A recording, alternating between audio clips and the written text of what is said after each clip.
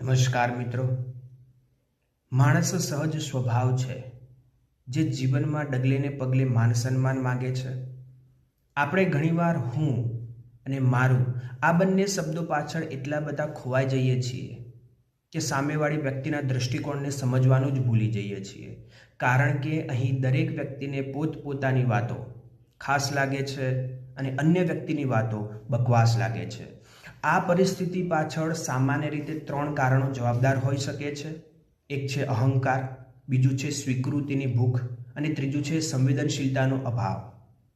અહંકાર ઈગો વ્યક્તિને એવું લાગે છે કે પોતે જે વિચારે છે એ જ સર્વોપરી છે અને જો અન્ય વ્યક્તિ સામેવાળો વ્યક્તિ કોઈ અલગ મત રજૂ કરે છે તો એને પોતાના જ્ઞાન ઉપર કે પોતાના અસ્તિત્વ ઉપર જોખમ લાગે છે। સંવેદનશીલતાનો અભાવ તો આપણે આપણી તકલીફો કે આપણે સિદ્ધિની વાતો કરતી વખતે એટલા બધા ગંભીર થઈ જઈએ છીએ કે સામેવાળી વ્યક્તિ જો પોતાના વિચારો કે પોતાની વાત રજૂ કરે છે તો આપણને ઘોઘાટ લાગે છે। અને ત્રીજું છે ને સૌથી મહત્વનું છે સ્વીકૃતિની ભૂખ।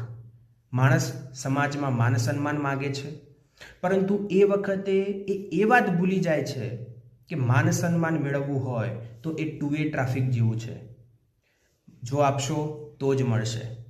માટે જ પ્રેરણાનો પ્રવાહ અવિરત વહેતો રહે છે અને આપણને જીવનમાં કંઈક કહેતો રહે છે, અને એ છે કે જે વ્યક્તિ બીજાને સાંભળતા શીખી જાય છે એને આખી દુનિયા આપોઆપ સાંભળવા લાગે છે।